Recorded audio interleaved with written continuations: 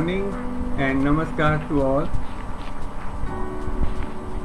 आज मैं सबसे पहले ऑलमाइटी गॉड को थैंक्स करूँगा कि मेरे को एक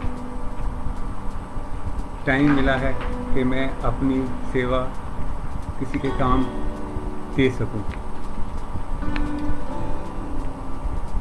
मिस्टर महेंद्र रंगा मेरे दोस्त हैं, प्रिंसिपल कमिश्नर जीएसटी सेंटर के हैं। उन्होंने मेरे को बहुत चांस दिए हैं सेवा करने के लिए, मैं उनका भी दिल से धन्यवाद करता हूँ। जो मेरा आज का मेन टॉपिक है town and country planning as a profession, इसके बारे में मैंने बोलना है क्योंकि जो बच्चे क्लास 2 करके बाहर निकलते हैं उनके लिए तो कई चीज़ों का पता ही नहीं होता उनको, तो उनको ये मैंने सेंसिटाइज करना है कि this is also one of the professions they can join and very good profession.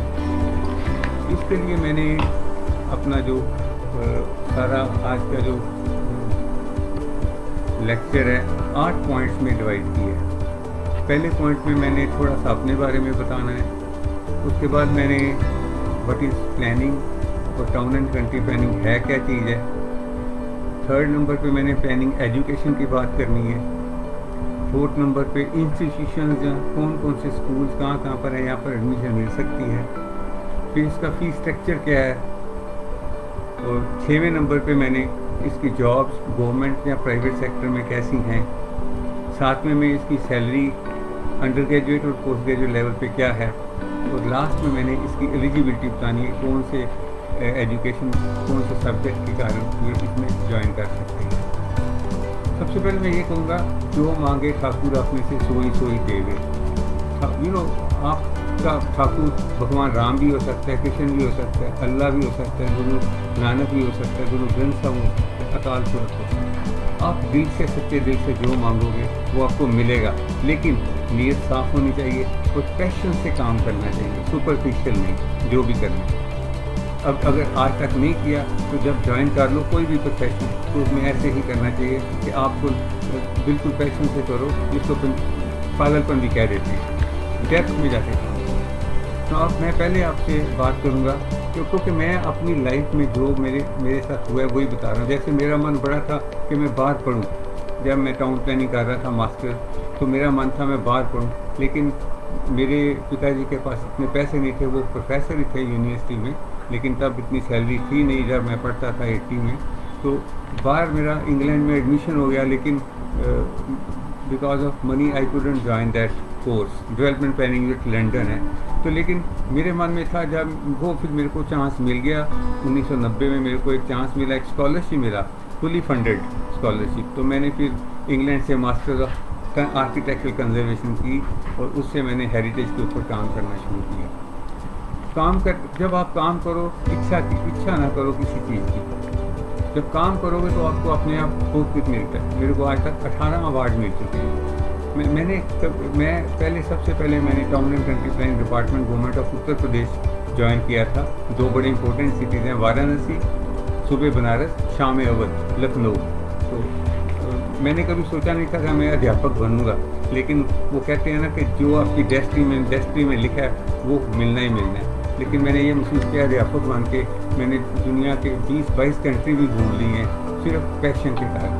अब मैं बताऊंगा व्हाट इज़ नंबर 2 पे आ गया हूँ, व्हाट इज़ प्लानिंग और व्हाट इज़ टाउनिंग प्लानिंग। सबसे पहले प्लानिंग की बात करूँगा कि प्लानिंग जब हम कुछ भी करना चाहें, जैसे अब आप क्लास 2 कर लिया है या 10वीं कर ली है, तो आपने प्लानिंग करनी है कि मैंने क्या करना है आगे, कि मैंने कॉमर्स ज्वाइन करना है, मेडिकल ज्वाइन करना है, नॉन मेडिकल ज्वाइन करना है, या मैंने मतलब क्या बनना क्या है ज़िंदगी में। तो इसलिए आजकल ये जो शशि ड्रीम फाउंडेशन है, मेरा ख्याल ये बड़ा अच्छा स्टेप कर रहे हैं कि जिन्होंने बच्चों को एक गाइडलाइन देने की कोशिश कर रहे हैं। हमने तो आपको बताना है, लेकिन डिसीजन आपका होगा कि आपने क्या करना है क्या नहीं करना है। हमने उसके आपको सारे पॉजिटिव नेगेटिव पॉइंट बता देने हैं, सारे प्रॉज एंड कॉन्स बता देने हैं। जो आपको ठीक लगेगा वो फिर आपने बड़े दिमाग से सोच के अपने टेस्ट के हिसाब से करना है। जैसे आपको पता है, आपने देखा होगा कि वो एक पिक्चर आई थी 3 इडियट्स, तो उसमें मतलब बच्चे को इम्पोज नहीं करना चाहिए कि ये तू ये कर या वो कर। जो उसके अंदर है वो अपने आप अल्टीमेटली आ जाए। ऐसे planning, what is planning? Planning is thinking before action. कोई भी एक्शन करने से पहले हम सोचते हैं कि आज मैंने ये करना है। जैसे ये मेरा आज लेक्चर ही था, तो मैं सुबह से सोच रहा था कैसे करना है, शुरू करना है, ये करना है, वो करना है। फिर जब हमने एक्शन कर दिया, मिस्टर हर्षल बड़े अच्छे डेडिकेटेड वर्कर हैं, सोशल वर्कर, जिन्होंने ये सारा अपना फेसबुक पे किया। मैंने वेबिनार पे जूम पे किया, लेकिन फेसबुक पे पहली बार किया है। बस little bit confuse also in the beginning. लेकिन मैं बोलता हूँ अपने आप को, मैं लर्नर हूँ, टीचर नहीं बोलता। यस, आपने अपने आप को हमेशा 2 क्वेश्चन करनी है कि why it is so, so what. कोई भी आप काम करने लगते हो, अपने आप को 2 क्वेश्चन करो, why it is so, so what. तो मैं बोलता हूँ कि मैं टीचर क्यों नहीं कहता अपने आपको, लर्नर क्यों कहता हूँ? लर्नर कहाँ कहता हूँ कि मैं लर्न करता हूँ। जैसे मिस्टर हर्षल से आज मैंने सीखा है कि ये कैसे फेसबुक पे कैसे करना है। मेरे लैपटॉप में फेसबुक ही नहीं थी, मैंने मोबाइल में तो थी। एनीवे, तो दूसरा है कि टीचर और चीटर के स्पेलिंग सेम होते हैं, इसलिए मैं टीचर अपने आप को नहीं कहना चाहता। तो टाउन एंड कंट्री प्लानिंग, इसको टाउन एंड कंट्री प्लानिंग भी कहते हैं, सिटी एंड रीजनल प्लानिंग भी कह देते हैं, अर्बन एंड रीजनल प्लानिंग भी कह देते हैं। बेसिकली मतलब यह है कि अर्बन एरियाज़ की प्लानिंग करनी और रूरल एरियाज़ की प्लानिंग करनी। अब इसमें अब लेवल्स के हैं। जब अर्बन एरिया की बात करते हैं, लेवल्स के हैं। जैसे सिटी लेवल, सिटी देखते हैं आप, कोई भी सिटी देख लो, बनारस देख लो। एक तो है पुराने शहर बने हुए, एक नए होते हैं, जैसे चंडीगढ़, गांधीनगर, भुवनेश्वर। ये नए सिटी प्लान किए गए थे, खाली ज़मीन की जिसके ऊपर प्लान किए गए थे। और दूसरा जो है पुराने शहर जो बने हैं, जैसे वाराणसी पुराना शहर है, अमृतसर पुराना शहर है। तो इनके जो सिटी थे ये ह्यूमन स्केल पे थे। तो तब टेक्नोलॉजी नहीं थी, ट्रांसपोर्ट सिस्टम नहीं था। तो जो नीड्स बढ़ती गई, सिटीज एक्सपेंड करते गए। तो सिटी लेवल के लिए जो हम एग्जिस्टिंग सिटीज़ हैं, चाहे न्यू सिटीज़ हैं, उनके लिए हम मास्टर प्लान बनाते हैं। मास्टर प्लान में हम देखते हैं कि आने वाले 30 साल में क्या क्या होगा, क्या क्या डेवलपमेंट होगी, कैसे रेजिडेंशियल करना है, कैसे इंडस्ट्री करनी है, सारा देख के हम करते हैं। और उसके बाद आ जाता है नेबरहुड लेवल। जैसे आप देखो कि पुराने दिल्ली है, जैसे दिल्ली में कटरा का कंसेप्ट है। कटरा एक नेबरहुड गिना जाता है, सेल्फ सफिशिएंट नेबरहुड। ऐसे ही चंडीगढ़ का जो कॉर्बूजियर ने प्लान किया था, आर्किटेक्ट था, उसने प्लान किया था। उसमें उसने कहा था कि एक सेक्टर लिया था उसने, सेल्फ सफिशिएंट। उसका एक साइज़ लिया था 100.8 इंटू 0.12 मीटर, मतलब 1.2 किलोमीटर टू 0.8 किलोमीटर, इतना एरिया, 110 समथिंग लाइक दैट, इतने एकड़ बन जाते हैं। तो उसको ऐसे प्लान करना है कि अगर नेबरहुड लेवल, उसके क्लस्टर होंगे, नेबरहुड सेंटर होगा, स्कूल भी होगा, बच्चों के स्कूल होंगे, शॉप होंगे, जिनके किसी को बच्चे को सड़क ना पार करनी पड़े, छोटे बच्चे को। तो ये सामने रखा गया था सारा 40 का। उसके बाद आ जाता है रीडेवलपमेंट का बड़ा ज़बरदस्त कंसेप्ट है। जैसे रीडेवलपमेंट का हमारे यहाँ पर तो मतलब यही लिया गया कि डेमोलिशन, लेकिन इसका मतलब ये नहीं है। अभी भी मैं जबलपुर रेलवे स्टेशन की रीडेवलपमेंट प्रोजेक्ट के लिए जूरी में गया था। तो वो जो आर्किटेक्ट आए थे वो ज़्यादातर ना मतलब मॉडर्न को देखते हैं, उनको ट्रेडिशनल नहीं देखते। तो रीडेवलपमेंट का मतलब ये है कि उसको कैसे रीडेवलप करना है, तो उसकी ओरिजिनलिटी डिस्टर्ब नहीं करनी। तो उसके बाद स्पेशल एरियाज़ प्लान आ जाते हैं, जैसे district centre planning, fun city, theme park. तो ये सारा प्लानिंग के कंसेप्ट हैं जो ऊपर से चल के मास्टर प्लान सिटी लेवल से चल के ग्राउंड लेवल पे आ जाते हैं। उसके बाद है रीजनल प्लानिंग, जैसे रूरल एरियाज़ हैं उनकी प्लानिंग कैसे करनी है। ब्लॉक डेवलपमेंट प्लान्स बनते हैं, रीजनल प्लान्स बनते हैं। कि जैसे हमने एक गवर्नमेंट का प्रोजेक्ट किया था वटुआ ब्लॉक प्लान, तो उसमें हमने टोटल 58 गाँव थे, एक अर्बन सेटलमेंट थी। उनमें से 4 ऐसे थे जो बेचराग, जिनको अनइनहेबिटेड कहते हैं। हमने एक गांव की स्टडी की, उसमें स्कूल है कि नहीं है, वेटनरी हॉस्पिटल है कि नहीं उस एरिए में, डॉक्टर मेडिकल फैसिलिटी है कि नहीं है, सड़कें कैसी हैं, मतलब सारा कुछ, इंडस्ट्री कौन सी है, शॉप्स कैसी हैं, सारा स्टडी करके उसकी प्रपोजल बनाते हैं ताकि लोगों को कोशिश की जाए वो फैसिलिटीज़ प्रोवाइड कर रही है, ताकि उनको सिटी में हर एक चीज़ के लिए ना जाना पड़े। हर एक चीज़ में सिटी जाएंगे तो फिर प्रॉब्लम बढ़ती जाएंगी, ट्रांसपोर्टेशन की ज़रूरत पड़ेगी। तो ये है टाउन प्लानिंग का बेसिक जो कंसेप्ट। उसके बाद आ गया प्लानिंग एजुकेशन। अब प्लानिंग एजुकेशन जिसके लिए आप देख रहे हैं कि भाई आप अपने +2 कर लिए तो आगे क्या करना है, या 10वीं की है तो कोई है स्कोप मेरे लिए ये टाउन प्लानिंग का कि नहीं। तो प्लानिंग एजुकेशन जो है ना, इंडिया में Delhi school of planning and Delhi SPAS school of planning and architecture Delhi जो सबसे पुराना स्कूल है। एक्चुअली आर्किटेक्चर डिपार्टमेंट शुरू हुआ था गवर्नमेंट का, बाद में ये स्कूल ऑफ प्लानिंग बना, अब ये डीम्ड यूनिवर्सिटी बन गई। अब गवर्नमेंट ऑफ इंडिया ने 3 सेंटर्स नेशनल इंपॉर्टेंस के बनाए, एक school of planning and architecture Delhi है, एक भोपाल बनाया गया, एक विजयवाड़ा बनाया गया। इसके अलावा उसमें दो तरह के कोर्स होते हैं। एक्चुअली पहले तो हमारे पास अंडर ग्रेजुएट लेवल कोई कोर्स नहीं थे +2 वालों के लिए। मैंने जब किया था ऐसा कोई कोर्स नहीं था, हमने तो master of city and regional planning की थी।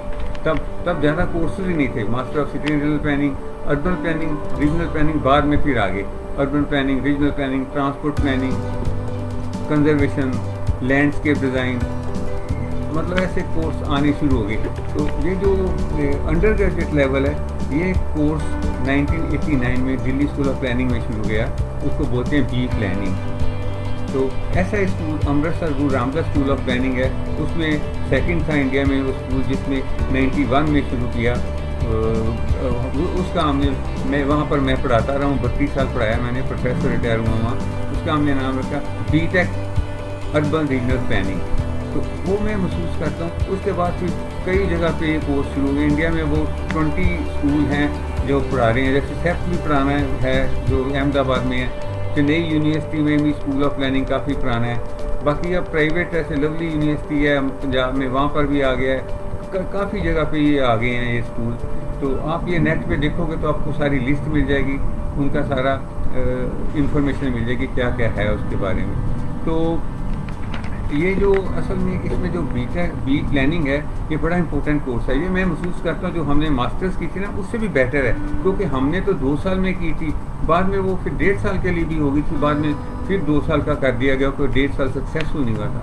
अब जो अंडर ग्रेजुएट लेवल कोर्स है, इसमें 4 साल का ये कोर्स है।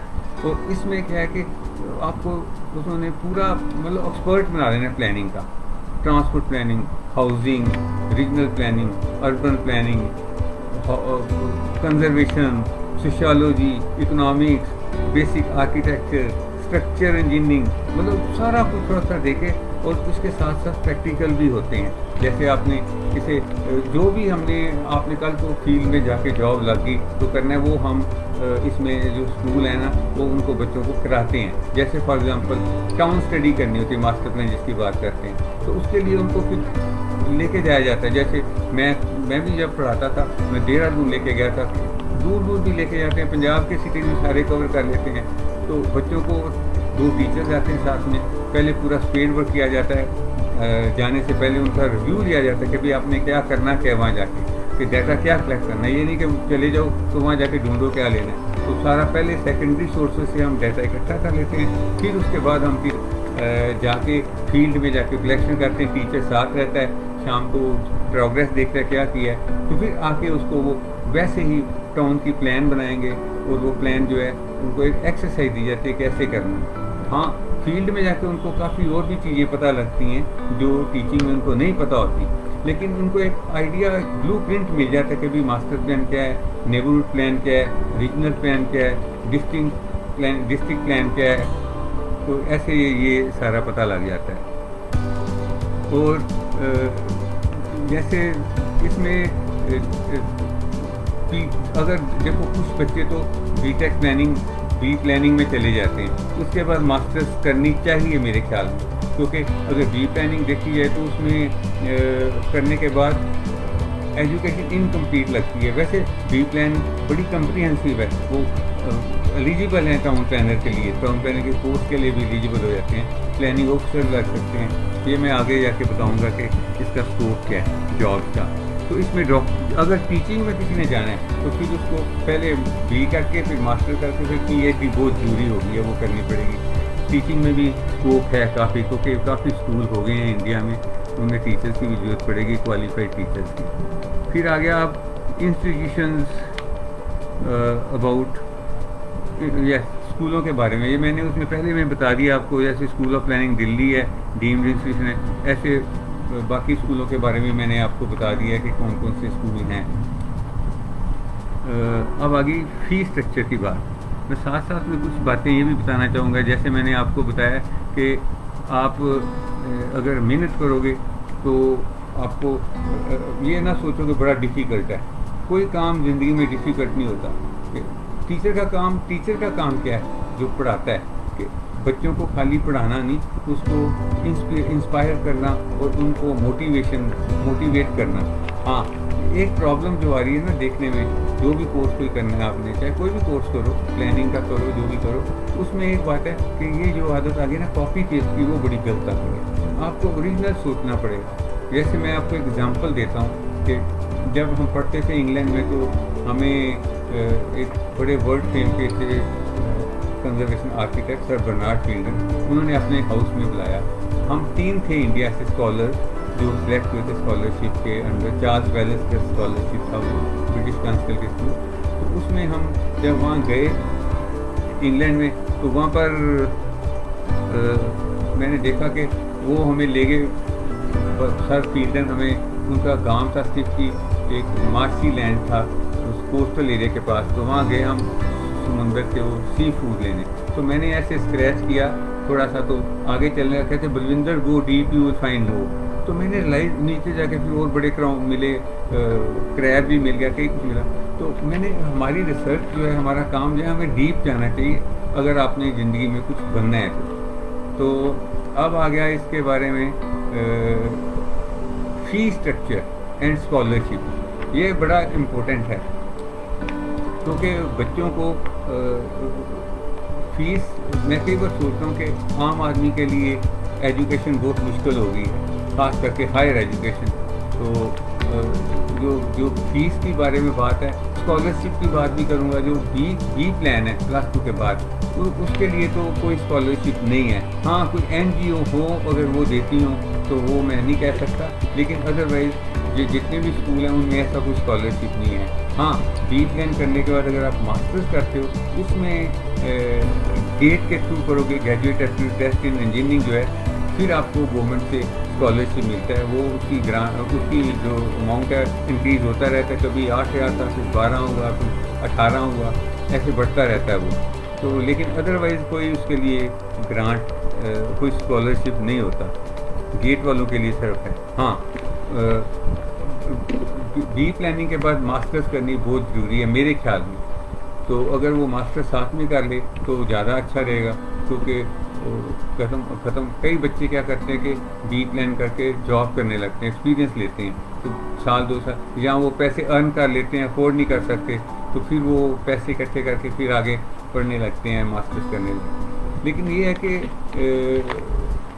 चाहे बी प्लान करो चाहे एम प्लान करो, इसका स्कोप मेरे को लगता है काफ़ी है अभी। क्योंकि देखो, अगर हम देखा जाए तो ये जो सिटीज़ हैं, इनका तो ग्रोथ होता रहना है, नए एरियाज डेवलप होते रहने हैं, नए कॉलोनियाज भी बनेंगे, है ना।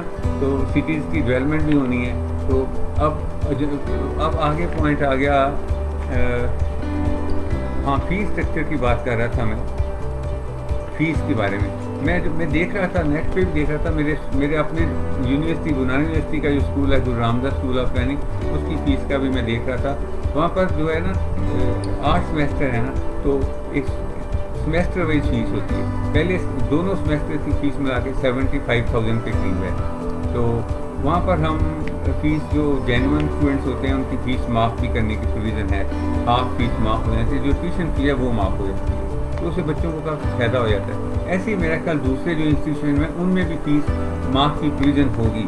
तो जो मास्टर्स हैं, मास्टर लेवल, बैचलर लेवल की फ़ीस तो 75,000 पर मंथ पर ईयर है, और लेकिन उसके साथ और भी खर्चे हो जाते हैं। जैसे लैपटॉप होना ज़रूरी है बच्चों के पास, क्योंकि उसमें AutoCAD और GIS बहुत इम्पोर्टेंट हो गया। और ये जो बच्चे हैं बी प्लान वाले, ये तो पूरे एक्सपर्ट बन जाते हैं कंप्यूटर में, उनको AutoCAD और GIS पूरी नॉलेज होती है, जो मर्जी काम करो। और आजकल जो भी काम ऑफिस में हो रहा है, जब हम पढ़ते थे, हम तो शीट लेके शीशे ग्लास के ऊपर नीचे ट्यूबें लगी होती, उसके ऊपर ट्रेस करते थे और हैंड से स्टेंसिल लेके करते थे। तो वो एक तरफ से वो भी अपना का तरीका था, उससे अपने हाथ का हुनर आता था। लेकिन अब लैपटॉप आ गए, लैपटॉप में आप टाइप करो और AutoCAD में जाके डिज़ाइन बनाओ अपना, जो भी मास्टर प्लान में नहीं है, जो भी प्लान बना रहे हैं, तो उसमें बना के उसका आप उसको इम्प्रूवमेंट्स कर सकते हो, दोबारा करते हो, ज़्यादा मेहनत नहीं करनी पड़ती। तो हमारे टाइम पे तो एक बार बन गया तो गलत हो गया, फिर दोबारा फिर नए सिरे से मेजरमेंट करो,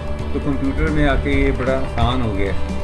तो एज़ पर एज फीस की बात है तो ये मेरा ख्याल सभी स्कूलों में 75 से लेके 85 तक होगी, इससे ज़्यादा नहीं होगी साल की, जो बी प्लानिंग की है फीस। हाँ, फीस माफ की प्रोविज़न भी होती है। हाँ, हमारे वहाँ पर क्या है कि अगर किसी बच्चे की रीप ईयर आ जाती है किसी सेमेस्टर में तो उसकी फ़ीस फिर नहीं माफ़ होती।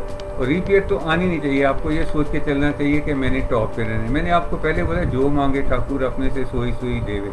इसके बारे में अगर मैं आपको बताने लगूँ ना, आप अपने दिल से सोचना कि किसी को दिखाने की ज़रूरत नहीं, आप दिल से सोचोगे वो आपको मांगने की ज़रूरत नहीं पड़ती, पहले मिल जाता है। जैसे मेरा मन था पाकिस्तान जाने का, मैं लाहौर देखना चाह रहा था, मैंने अमृतसर के ऊपर काम किया।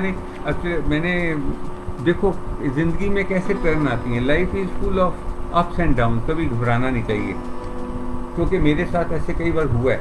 जब मैं नेवर कभी नहीं सोचा था मैंने टाउन प्लानिंग का। मैं तो सोचा था मैं MSc ऑनर्स स्कूल करूँगा। हमारी यूनिवर्सिटी में पहली बार शुरू होनी थी लंदन स्कूल ऑफ इकोनॉमिक्स के बेस पे गुरु नानक यूनिवर्सिटी में, तो मैं वो करने लगा, सोचा तो मैंने BA ऑनर्स रखी इकोनॉमिक्स से। उसमें मेरा मेडल बना था, पास कोर्स से मैं एलिजिबल भी नहीं हुआ, तो फिर समझ नहीं क्या किया जाए।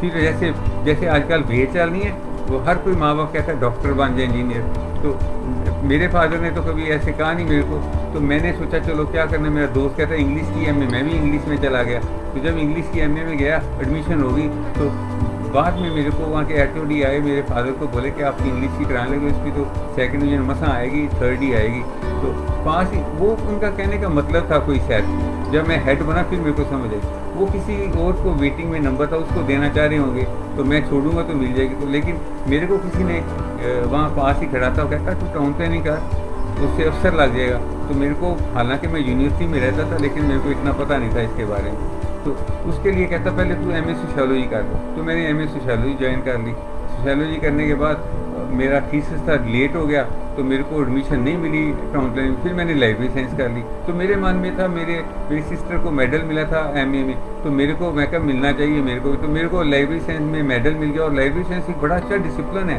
आपको पता लगता है कि लाइब्रेरी में क्या क्या पढ़ा है। इतने रिसोर्सेज हैं लाइब्रेरी के, बच्चे यूज़ ही नहीं करते लाइब्रेरी को। एनीवे, तो फिर मैंने टाउन प्लानिंग में एडमिशन मिल गई मेरे को, तो मैंने फिर टाउन प्लानिंग कर ली। जो मैं कह रहा था मेरा एक मन में था, मैं बता रहा था कि पाकिस्तान का मेरा मन था, तो मेरे को ऐसे ही पाकिस्तान का भी अमेरिका से इन्विटेशन आया कि आप गुरुद्वारों के ऊपर काम करो। तो मैंने कहा चलो, दिल में आया था, मैं गया, बड़े आराम से गया, 8-10 बार गया। फिर उसमें से मेरी किताब भी एक बन गई, किताब भी पब्लिश हो गई। तो आप जो भी करना है घबराने की जरूरत नहीं होती।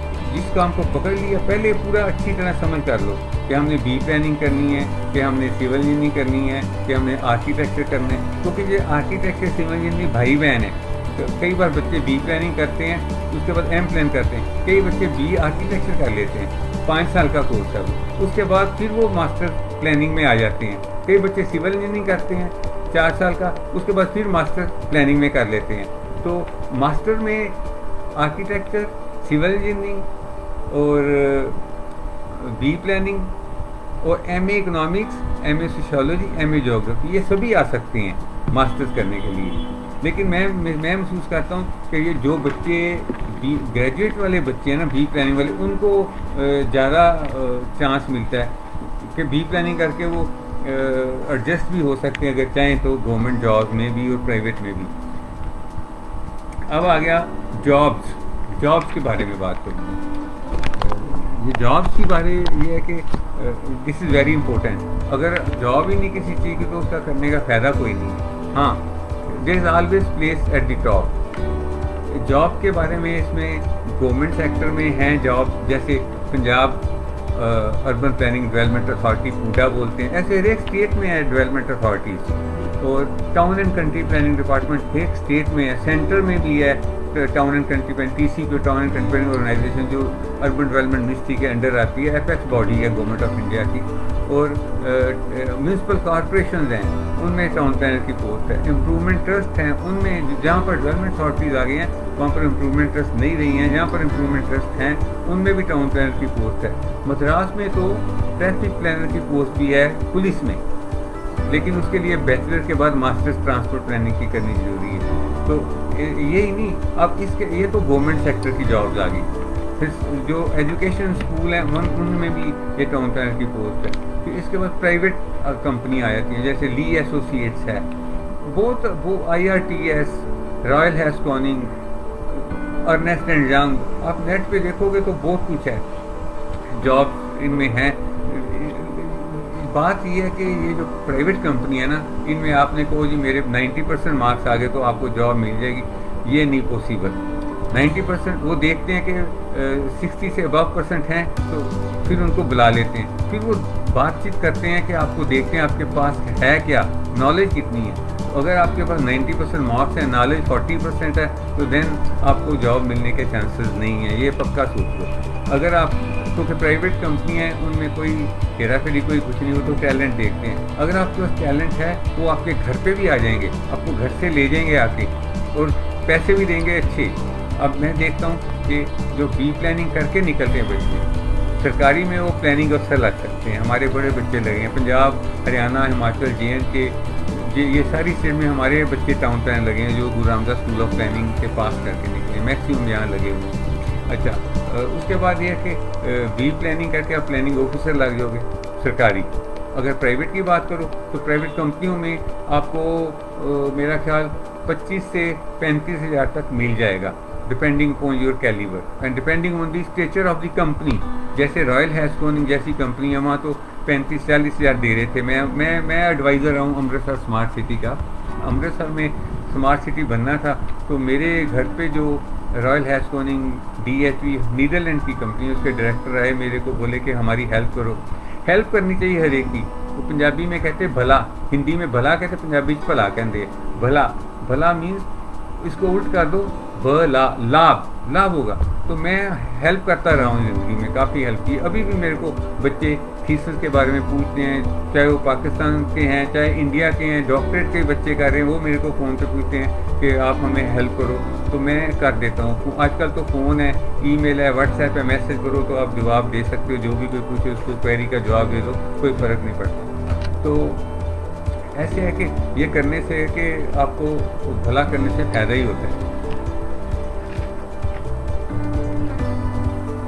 हाँ, गवर्नमेंट सेक्टर की ये वो हैस्कॉनिंग वाले डायरेक्टर आए मेरे हाउस में, तो बोले हमने कंप्लीट करना है, हमारी हेल्प करो। तो मैंने उनको अमृतसर के ऊपर मैंने 4 थीसिस किए हैं अपने। मेरा मास्टर्स सोशियोलॉजी, मैंने मास्टर्स सोशियोलॉजी की थी ना, फिर मैंने टाउन प्लानिंग की, master of city and regional planning, फिर मैंने मास्टर ऑफ आर्किटेक्चर कंजर्वेशन की, फिर मैंने डॉक्टरेट PhD की अमृतसर के ऊपर।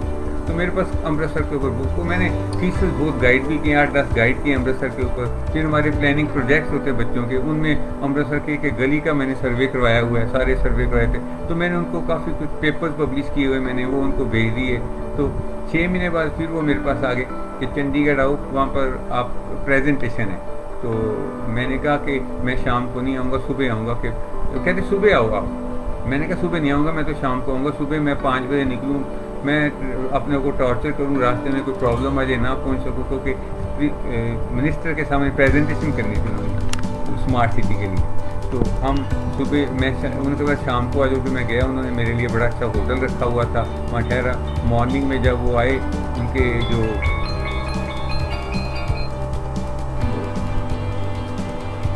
मैं लेक्चर दे रहा हूँ, ठहर के करता हूँ मैं। तो ये DRM फिरोजपुर है, उनका फ़ोन आ गया था, क्योंकि रीडेवलपमेंट के बारे में इनको मैंने बताया था, ये शायद पूछना है। तो मैंने उनको खूब हेल्प की। तो फिर मैं वहाँ पहुँच गया। सुबह उनके MD मिले मेरे को, बड़ा रिस्पेक्ट देते हैं अगर आपके पास नॉलेज हो। तो मैंने उनका जब काम देखा तो मैंने इससे तो आपको स्मार्ट सिटी मेरे ख्याल से नहीं मिल सकता, तो क्या आपने तो इसका सिटी का ट्रैक्टर खराब कर दिया। तो फिर मैंने उनका कुछ स्लाइड्स और चेंज की, फिर प्रेजेंटेशन की। तो 7 दिन तक प्रेजेंटेशन चलती रही, अलग अलग कंपनी आई। तो मैं आ गया वापस, उन्होंने टैक्सी का दे दिया और स्टे का भी कर दिया। लेकिन I didn't ask for any fees, मैं फ़ीस नहीं मांगता क्योंकि तनख्वाह मिल जाती थी मेरे को। एनीवे, तो फिर मैं आ गया। तो 6 महीने बाद वो मेरे घर पे आए, मिठाई लेके कि आपकी दुआ से हमें मिल गया, तो हमारे साथ काम करो। तो मेरे को उन्होंने बोला कि हम आपको 5-6 हज़ार रुपया पर विज़िट का देंगे, आप मीटिंग में आओ। मैं कहा मैं सोच के बताऊंगा। तो बोले 10 हज़ार दे देंगे। मैंने कहा चलो ठीक है। तो वो एकदम हैरान हो गए, वो thank God I am relieve वो डायरेक्टर बोले। तो मैंने सोचा शायद मैंने कम कह दिया, फिर एनीवे मैंने बोल दिया था। खैर जब मैं गया वहाँ, एक दिन गया फरवरी में, मार्च में गया, अप्रैल में मीटिंग, मतलब मेरे को कुछ बता ही नहीं रहे थे कंपनी में जो अंदर टीम लीडर थे, तो मेरे को बड़ा बुरा लग रहा था। जिस दिन अप्रैल में मीटिंग थी, डायरेक्टर्स की मीटिंग होती है स्मार्ट सिटी है ना, DC, commissioner corporation, commissioner police, सारे हाई ऑफिशियल। तो मेरे को बड़ा बुरा लगा, जो प्रेजेंटेशन कर रहे थे वो ठीक नहीं जवाब दे रहे थे। तो मेरे को डीसी साहब बोले कि प्रेस साहब आप बताओ, आपको तो सारे स्पीच का पता है। तो मैंने फिर उनको बोला कि let us go to the site visit करते हैं। तो वहाँ जाके मैंने उनको कुछ पॉइंट दिखाए। तो रात को आके मैंने एमडी को बोल दिया कि आई एम क्विटिंग, बिकॉज मैं आपका एडवाइज़र हूँ, मेरे को पता नहीं हो क्या रहा है और मैं बड़ा अनसेटिस्फाइड हूँ आज की प्रेजेंटेशन। बोले नहीं आपने नहीं, मैं आऊँगा, please apologise, I will come, will discuss. वो आए तो मैं उनको मिला, तो मेरे को बोले हम आपको एक फिक्स अमाउंट देंगे, एक पर मीटिंग का देंगे, क्या एक्सपेक्ट करते हो? मैं कहा मैं तो पहले भी कभी नहीं मांगा, जो आप दोगे ठीक है। फिर उन्होंने मेरे को देखो 75,000 पर मंथ और 7,500 पर मीटिंग, मेरे घर पे गाड़ी आएगी, लेके जाएगी ऑफिस में। मैंने वहाँ जाके उनके DPR होती है, डिटेल प्रोजेक्ट रिपोर्ट, वो मैंने चेक करनी होती थी, जो मैं सारी उम्र करता रहा हूँ। उसमें मैंने गलतियाँ भी निकालता था। गलतियाँ निकालो तो लोग पसंद नहीं करते, लेकिन मेरे को उम्र सर के साथ पैशन था, तो वो मैं गलतियाँ निकालता था। तो मैं ये कहना चाह रहा हूँ कि अगर आपके पास टैलेंट होगा ना, आपके घर से आपको ले लेंगे। आप ऑनलाइन मीटिंग होती है आजकल, तो ये तो होगी इंडिया की बात। अब अगर आप सोचो कि बाहर भी स्कोप है, देखो स्कोप तो बहुत है, लेकिन डिपेंड कर रहा है कि आप कितने अलर्ट हो, कितने अवेयर हो और कितनी नॉलेज है आपके पास। जैसे वर्ल्ड इंटरनेशनल ऑर्गेनाइजेशन है, यूनेस्को है, यूनिसेफ है, वर्ल्ड बैंक है, इन सब में टाउन प्लानर्स की पोस्टें होती हैं, लेकिन आम लोगों को पता ही नहीं है। ये तो होगी ऐसी बात। अब इसके अलावा अगर आपने फॉरेन की बात करें कि बी प्लान करने के बाद आप मास्टर प्लान कर लो, मास्टर कर लो, उसके बाद आप फॉरेन भी जा सकते हो।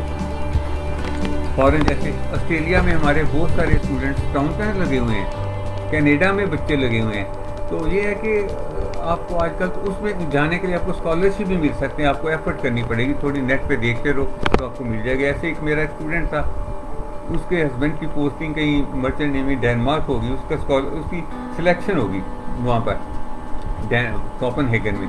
5 ईयर इंटीग्रेटेड PhD भी उसने करनी थी साथ में।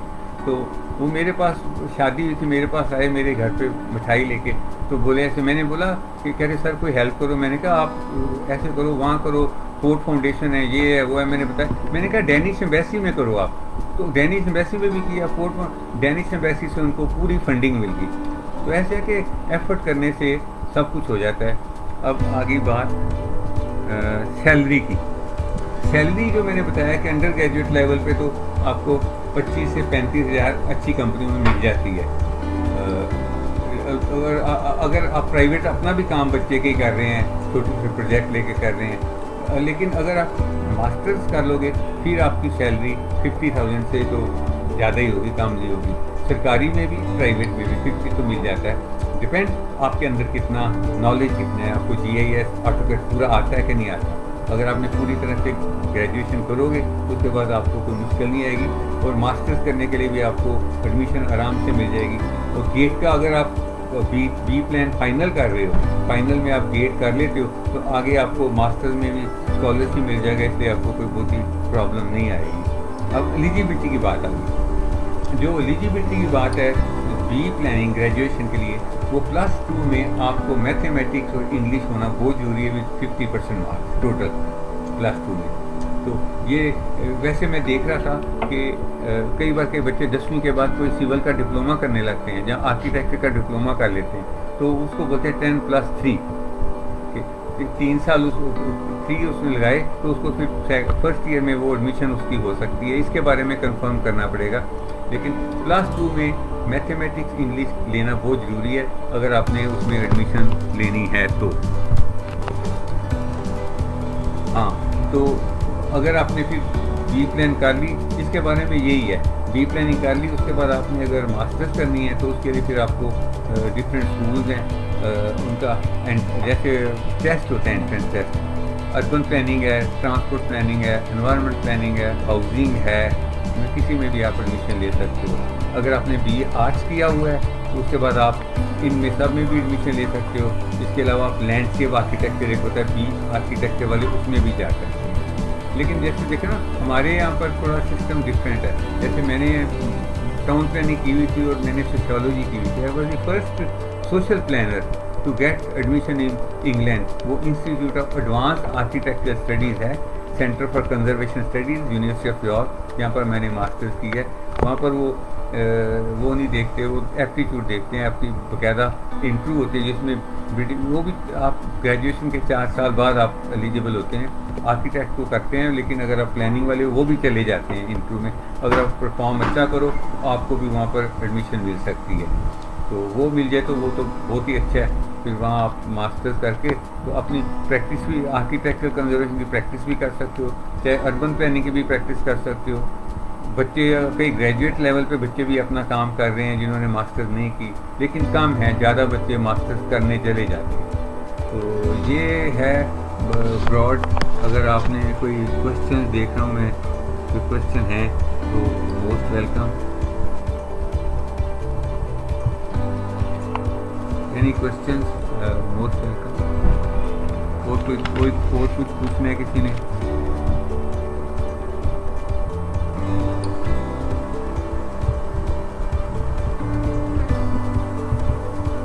मैं देख रहा हूँ क्वेश्चन नीचे ना। गुड मॉर्निंग आ रहा है, गुड मॉर्निंग।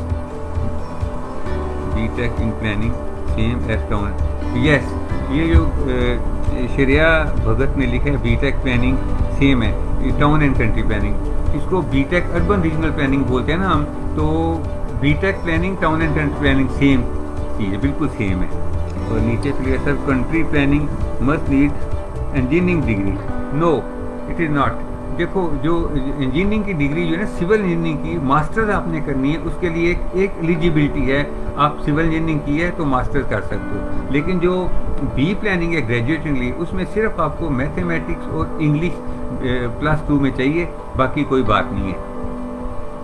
क्वेश्चन देख रहा हूँ मैं। Is studying urban regional planning A prosperous? Yes, देखो प्रॉस्परस कैरियर तो है। आप देखो, टाउन्स एंड सिटीज़ ने तो ग्रो करना ही करना है। और प्लानर्स की तो अगर आप, हाँ, एक इंस्टीट्यूट ऑफ टाउन प्लानर्स है हमारी बॉडी इंडिया की, मैं उसका फेलो हूँ। एसोसिएट मेंबर बन सकते हैं बच्चे करने के बाद, 1 साल बाद तजर्बे के बाद। तो इसका मेरे ख्याल में तो कैरियर बड़ा अच्छा है, क्योंकि लोगों को पता ही नहीं है इसका किसी को। जब अब थोड़ा अवेयरनेस आ गई है, फिर भी अभी भी मैं महसूस कर रहा हूँ कि लोगों को पता ही नहीं। वो किसी को बोलो क्या कर रहे टाउन प्लानिंग, अच्छा ये इंजीनियरिंग होती है, ये आर्किटेक्चर होता है, ये पता ही नहीं उनको। मेरा ख्याल के प्रॉस्पेरस तो अगर आप हिंदी की एमए भी कर लो, वो भी बड़ी प्रॉस्पेरिटी है। ब्रिटिश BBC में भी पहुँचते हैं, लेकिन लोगों को पता नहीं। करना पैशन के साथ। फ्यूचर मेरे ख्याल में इसका सब्जेक्ट का बहुत अच्छा फ्यूचर है। और आने वाले में आप इंस्टीट्यूट ऑफ टाउन प्लानर की वेबसाइट पर जाके देखो, वहाँ पर हमारे प्रेसिडेंट हैं इंस्टीट्यूट ऑफ टाउन प्लानर के, मिस्टर डॉक्टर DS मेश्राम। उनकी उम्र मेरा ख्याल 75 से ज़्यादा है, लेकिन ही इज़ वेरी एनर्जेटिक, अभी भी बहुत काम कर रहे हैं। उन्होंने पूरा एक पेपर लिखा कि इंडिया में कितने प्लानर्स अभी चाहिए। तो उनका पेपर देखोगे आपको लगेगा कि हमारे पास तो प्लानर है ही नहीं है अभी। मैं पंजाब में देख रहा था, पंजाब में बता रहे हैं अभी 40 पोस्टें फिल की गई हैं टाउन प्लानर्स की। बीटेक और एमटेक वाले बच्चे आए हैं। बीटेक वाले, बी प्लान वाले जो हैं वो आते हैं प्लानिंग ऑफिसर्स, मास्टर्स करने के बाद वो ATP भी बन जाते हैं। लेकिन उसका भी टेस्ट है, एंट्रेंस टेस्ट है, पब्लिक सर्विस कमीशन के थ्रू, कोई हेराफेरी नहीं है। अगर आप टेस्ट क्लियर कर गए तो आप आ जाओगे, तो चाहे वो गरीब हो चाहे अमीर हो, उसमें कोई बात नहीं है। तो वो आप देखोगे ना, मिस्टर मेश्राम जी ने जो लिखा है वो पेपर पढ़ोगे तो आपको लगेगा कि वाकई भाई यहाँ तो बहुत स्कोप है, उसको देख के लगेगा। तो स्कोप मेरे को तो दिखाई दे रहा है, स्कोप बहुत है। Sir, can a social worker bee part of town planning? देखो, सोशल वर्क जो है, टाउन प्लानिंग है क्या? टाउन प्लानिंग है क्या बेसिकली? कंप्रीहेंसिव जो सारा सिस्टम है। जैसे मैं आपको एग्जांपल देता हूँ, मैं मोहाली में शिफ्ट कर गया हूँ, पहले मैं अमृतसर रहता था, अभी भी जाता हूँ अमृतसर। मोहाली में लोग पढ़े लिखे हैं और वो गंद नहीं डालते, और यहाँ पर सिस्टम बना हुआ है, कॉर्पोरेशन वालों का सिस्टम है। वो क्लीन करने आते हैं, रोड ही स्ट्रीट क्लीन करते हैं, रात को गाड़ियाँ चलती हैं जो सड़कों को साफ करते हैं, लोग भी गांधी डस्टबिन में डालते हैं, house to house collection private बंदे करते हैं, तो सोशल वर्कर का काम तो ये है ना कि जैसे स्लम्स हैं उनमें जाके बच्चों को अवेयर करना, एजुकेट करना। लेकिन अगर आपको कि मैं सोशल वर्कर टाउन प्लानर का काम कर लूँ, वो नहीं कर सकते, क्योंकि टाउन प्लानिंग के लिए तो फिर आपको टेक्निकल नॉलेज चाहिए ना कि प्लान्स को, रीडेवलपमेंट प्लान क्या है, नेबरहुड प्लान क्या है, उसकी बनानी कैसे है, मास्टर प्लान क्या है, उसके ऊपर तो आपको 4 साल लगाने पड़ेंगे, फिर आपको समझ आएगी कि क्या है क्या वो। Yes, studying more beneficial in the career studying abroad. हाँ बिल्कुल, देखो ऐसे है कि वैसे मेरे को तो ऐसे लगता है कि इंडिया में बहुत अच्छे स्कूल हैं, अगर आप यहाँ अच्छा पढ़ लो तो यहाँ भी चांसेस हैं। लेकिन अगर आपको कोई बी प्लान यहाँ करो, मास्टर्स करने के लिए आप बाहर स्कॉलरशिप ढूंढ के जाओ। ये नहीं कि माँ बाप को बोलो कि दो मेरे को 25 लाख 30 लाख रुपया मैंने बाहर जाना है, ऐसे मज़ा नहीं आता। अपनी लियाकत पे जाओ, फिर अच्छा लगेगा, माँ बाप को भी अच्छा लगेगा। माँ बाप को तो करना पड़ता है मजबूरी में, लेकिन कोशिश ये चाहिए कि आप अपने बल पे जाओ, पहले कोशिश करो यहाँ मिल जाए। अगर बाहर भी चल जाएगा तो बाहर भी आपको एडमिशन मिल जाए, ऑनलाइन मिल जाती है, बच्चे बाहर पढ़ रहे हैं काफ़ी फॉरेन में। फिर वहाँ पर जॉब की प्रॉब्लम आती है, वहाँ पर कई तरह की जॉब्स कर रहे हैं। ऑस्ट्रेलिया में इसका काफ़ी स्कोप दिखाई दिया मेरे को, क्योंकि हमारे काफ़ी बच्चे जो है ना ऑस्ट्रेलिया में हैं। How long does it take to become a town planner? Yes, B planning करोगे 4 साल तो आप टाउन प्लानर बन गए। उसके बाद मास्टर्स कर लो 2 साल, 6 साल में आप 4 साल में टाउन प्लानर बन जाते हो आप qualified. What qualified to be country city planner? मैंने ये बता दिया आपको क्वालिफिकेशन कौन सी चाहिए उसके लिए। अगर आपने बी प्लानिंग करनी, कोई प्रॉब्लम है इसमें?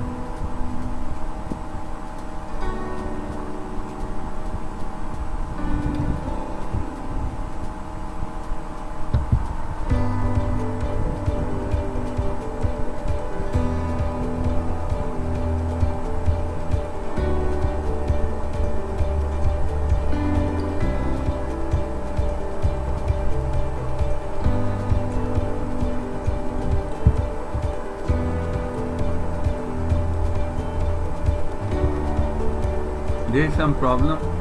I don't know whether you can hear or not. मेरे को पता नहीं आपको सुन रहा है कि नहीं.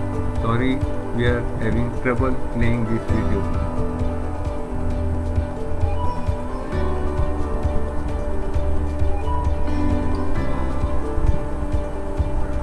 टीचिंग का मैंने बताया है.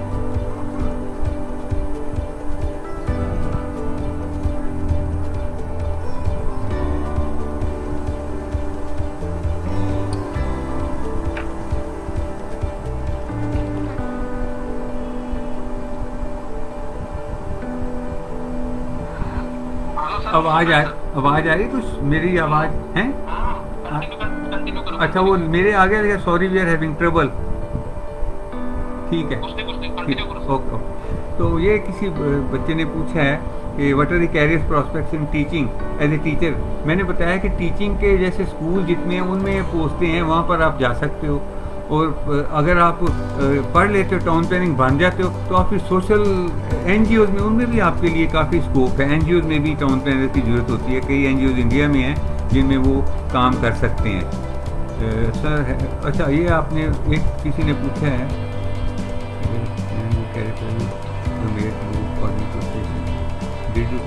तो हाँ, मैंने आपको बोला ये डेस्टिनी होती है. मैं बताता था कि जैसे एक बच्चा डूब रहा था, तो मेरे जैसे सरदार जी ने उसको 2 बार निकाल के बाहर ले आए. सब बोले आप मेरे को थापी देके, जी आपने कमाल कर दी, आपने इसको बचा दिया. मैंने बोला कि पहले मेरे को बताओ, मेरे को धक्का किसने दिया था उस रिवर में? लाइटर साइड बोल रहा हूँ. तो मैं भी टाउन प्लानर लग गया था. मैं जिंदगी में मैंने सोचा था, मैंने ये बचपन से कहता है जो मैंने टाउन प्लानर बनना था. मैंने नहीं सोचा था. मेरा मन था सिविल सर्विसेज करने का, तो मैं तैयारी कर रहा था सिविल सर्विसेज की. टाउन प्लानिंग करने के बाद, टाउन प्लानिंग कर चुका था मैं, फिर भी मेरा मन सिविल सर्विसेज में था, तो मैं कर रहा था तैयारी. तो मेरे को जॉब मिल गई टाउन प्लानर की. और पहला जो मैंने रिजल्ट आया लोगों का, तो मेरे दोस्त ने बोला यार देख, ये इतना लाइक था, ये भी रह गया, वो भी रह गया. उसने मेरे को डिस्करेज कर दिया. तो कभी नेगेटिव नहीं सोचना चाहिए. तो मेरे को नेगेटिव आज भी मेरे को महसूस हो रहा है कि शायद मैं कर जाता, अगर मैं कोशिश करता. तो उसने मेरे को ऐसा डिप्रेस किया. तो मैंने सोचा हम तो कर ही नहीं सकते, वो हमारे से बहुत लाइक था, वो कर गया. तो इसलिए ऐसे नहीं सोचना चाहिए. हमें पॉजिटिव रह के सोचना चाहिए और पूरी मेहनत करनी चाहिए। हम किसी से काम नहीं, वो पिक्चर देखी ना आपने, तो कोई भी किसी से काम नहीं होता। आपके अंदर विल स्ट्रांग हो तो आप सब कुछ कर सकते हो।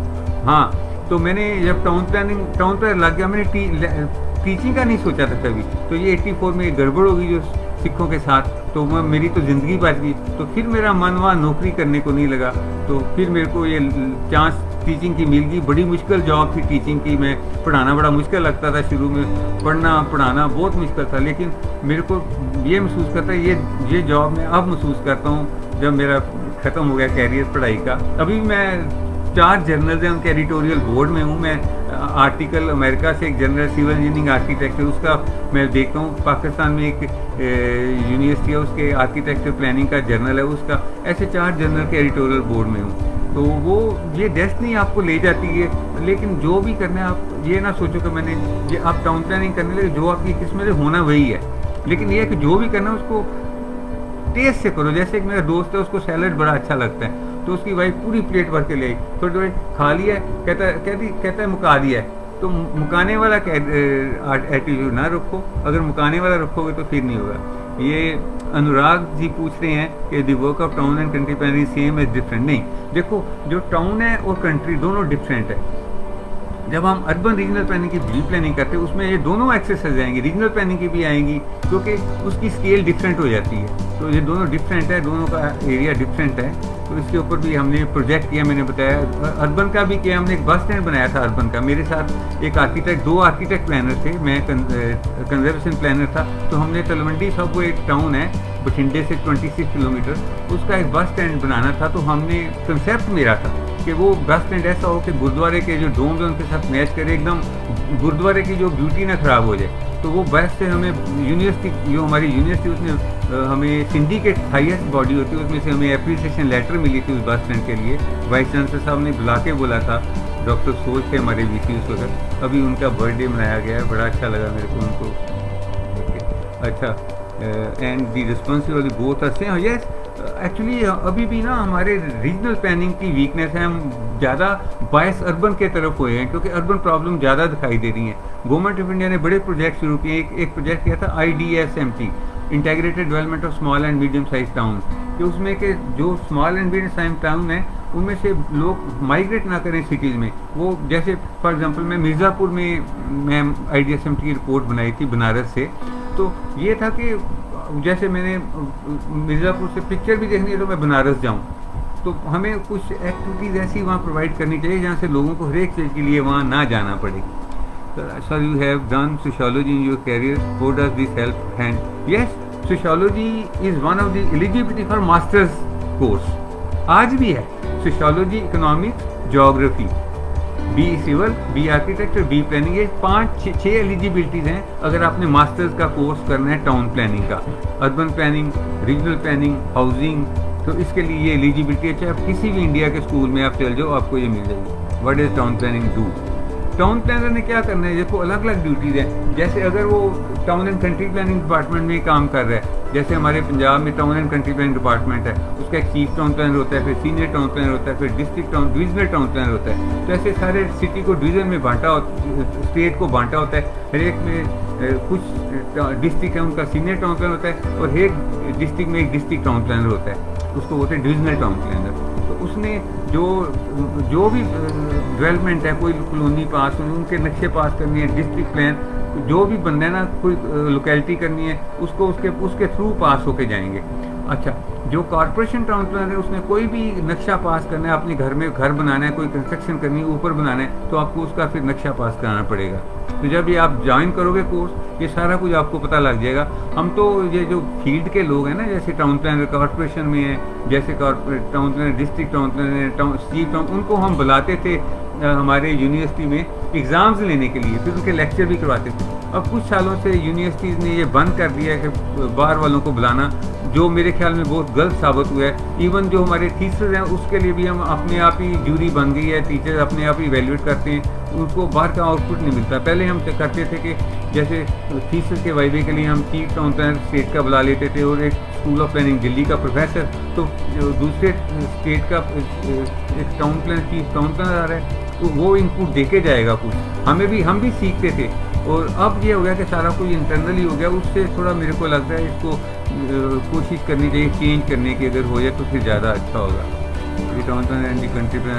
Demand in the pandemic restore. ये इसके बारे में आप वेबिनार पे देखो, बड़े ज़्यादा आ रहे पेंडेमिक जो प्रॉब्लम आई हुई है, ऑनलाइन सब बच्चे काम कर रहे हैं काफ़ी। अब तो ऑफिस खुल गए हैं जहाँ पर कर रहे हैं, अदरवाइज ऑनलाइन पे भी लेक्चर भी चल रहे हैं। ये तो फेसबुक पे तो मैं पहली बार ही दे रहा हूँ, मैंने ऑनलाइन वेबिनार पे जूम जो टेक्नोलॉजी उस पर लाहौर के आर्किटेक्चर के स्टूडेंट को लेक्चर दिए हैं कंजर्वेशन के ऊपर, फिर वो बच्चे क्वेश्चन करते हैं, बड़ा अच्छा लगता है। इसमें तो मैं क्वेश्चन पढ़ के जवाब दे रहा हूँ ना, तो पहले मेरे को लग रहा था वन साइडेड है।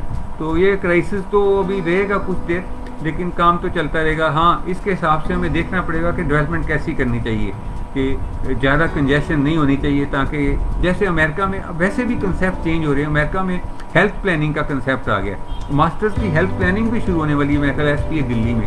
तो उसमें है कि 90% एरिया जो है ओपन स्पेसेस, 10% कवर्ड। लेकिन हमें तो ये देखना पड़ेगा ना कि पॉपुलेशन कितनी है, हमें सबसे इम्पोर्टेंट है पॉपुलेशन कंट्रोल करना। पॉपुलेशन पॉलिसी बनानी पड़ेगी जिससे उसको कंट्रोल किया जाए। What is the role of town planner? तो ठीक है sir, what is some top colleges in India to pursue this course? Yes, very important. देखो, एसपीए तो एशिया का सबसे बड़ा स्कूल है, school of planning and architecture Delhi. उसके बाद सेप्ट जो है बड़ा इम्पोर्टेंट है अहमदाबाद में, वो भी बड़ा, उसके भी प्रोफेसर ने बड़ा काम किया है। तो ये डिपेंड करता है टीचर्स के ऊपर बड़ा।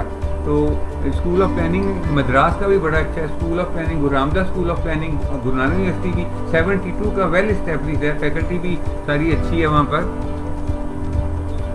इंस्टीट्यूट अच्छे होते हैं, लेकिन ये बात होती है कि आप कितना करते हो, आपके ऊपर बड़ा डिपेंड करता है। टीचर ने आपको लेक्चर देके चल जाए, उसके बाद आप कितना एग्जर्ट करते हो, कितना एक्सपोजर आपको मिलता है, आपके ऊपर वो डिपेंड करता है। बाकी स्कूल तो अच्छे होने चाहिए, फैकल्टी अच्छी होनी चाहिए। आप जब आप देखो, आजकल तो ट्रांसपेरेंसी है, आप देख सकते हो नेट पे कि फैकल्टी खोल लो, स्कूल ऑफ प्लानिंग की फैकल्टी देख लो, प्रोफाइल फैकल्टी का आप वर्क देखो, रिसर्च वर्क क्या किया है उन्होंने, उनके पब्लिश पेपर कितने हैं, कौन से जर्नल्स में पब्लिश हैं, कोई बुक्स पब्लिश हैं कि नहीं है, उससे देखो आपको आइडिया लग जाएगा भी कैसे हैं। फिर बाकी स्टूडेंट जो हैं वो ज़्यादा अच्छी गाइड होते हैं, उनसे आप पूछ सकते हो भी ये कैसा स्कूल है कैसा नहीं है।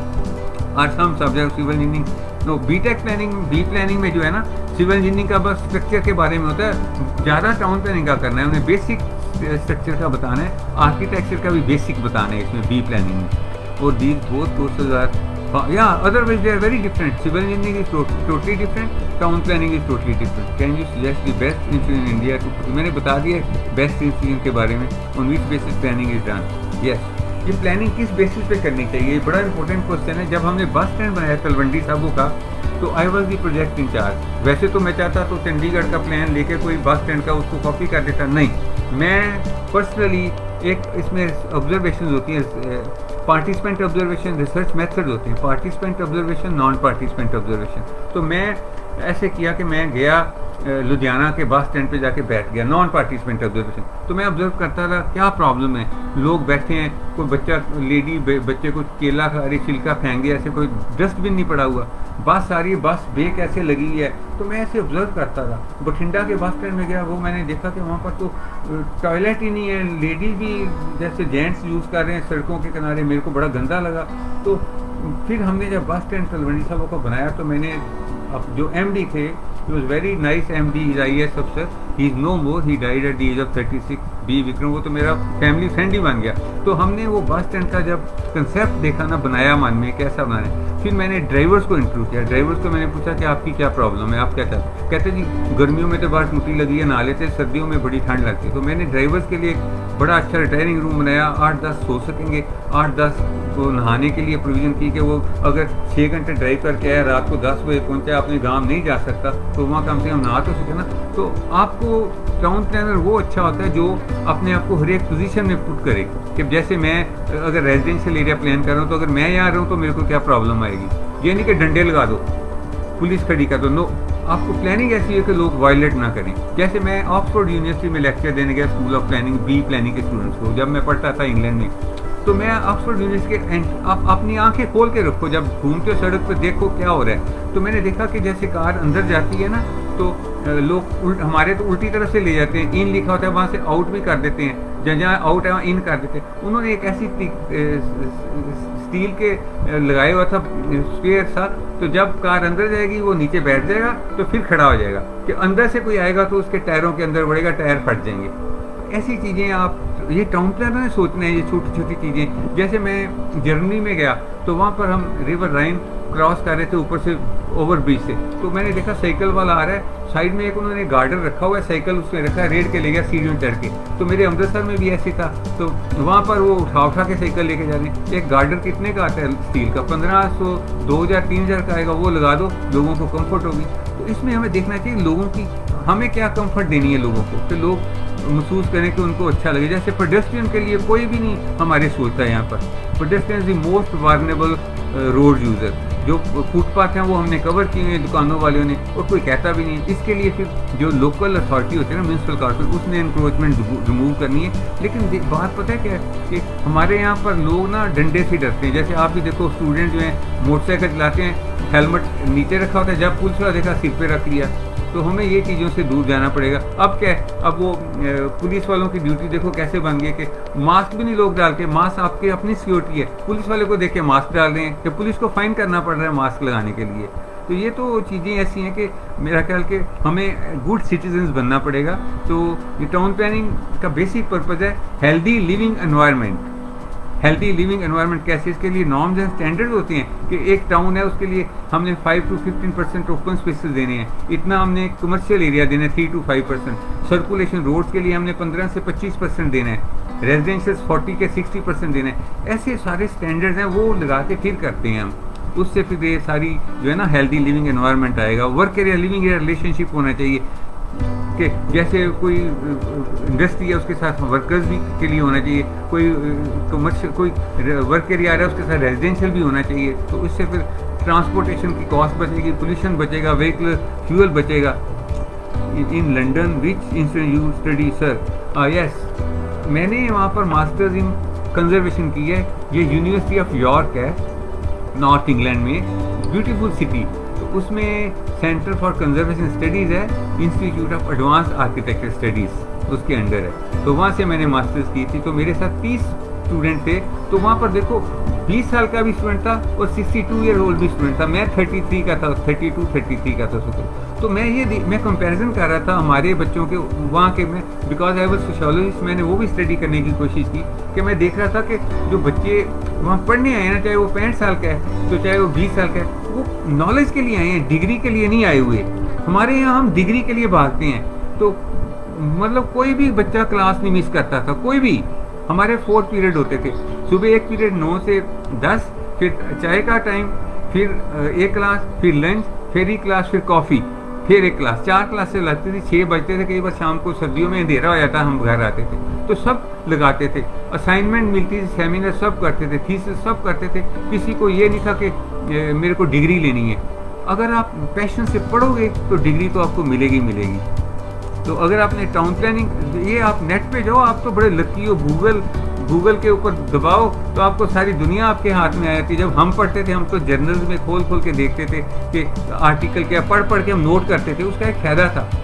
ये मैंने एक और ऑब्जर्वेशन मेरी है कि जब हम पढ़ के नोट करते थे ना, जब नोट करो ना, आंखों से दिमाग में जाता है, दिमाग, हाथ जो है इंस्ट्रक्शन देता है, आंख देखती है, हाथ लिखता है, दिमाग में जाके लिखा जाता है ना दिमाग में, तो कुछ ना कुछ रह जाता है। तो अब क्या करते हैं बच्चे, फोटो कापियाँ कराई जा रही हैं, फोटो कापी पढ़नी भी नहीं, इम्तिहान आएगा तो फिर एक दूसरे के नोट भी फोटो कापी वाले, किसने क्या लिखा कोई पता ही नहीं है। तो ये एक नेगेटिव पार्ट है बच्चों की तरफ, जो मैं सभी स्कूलों में ये प्रॉब्लम आ रही है।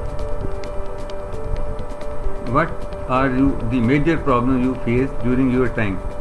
प्रॉब्लम तो कोई ऐसी तो प्रॉब्लम नहीं, बस एडमिशन होनी चाहिए। जब एडमिशन हो जाए फिर कोई प्रॉब्लम नहीं, फिर तो आपने मेहनत करनी है, करो, कोई मुश्किल नहीं आती।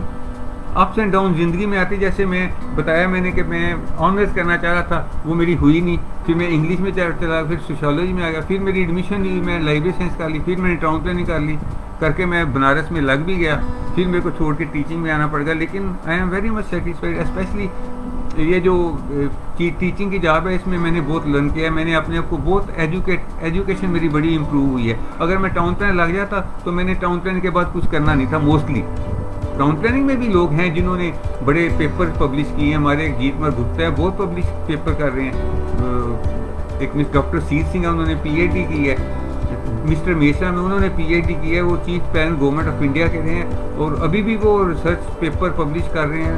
ही is encyclopedia of planning, I will say, as far as India is concern. आप उनको इंस्टीट्यूट ऑफ टाउन प्लानर की वेबसाइट पर जाके उनको आप मेल करो, आपको उनको दिल्ली मिल सकते हो, मिलना चाहो तो आपको पूरा गाइड करेंगे वो। ऑनलाइन आप इंस्टीट्यूट ऑफ टाउन प्लानर की साइट पर जाके भी कर सकते हो।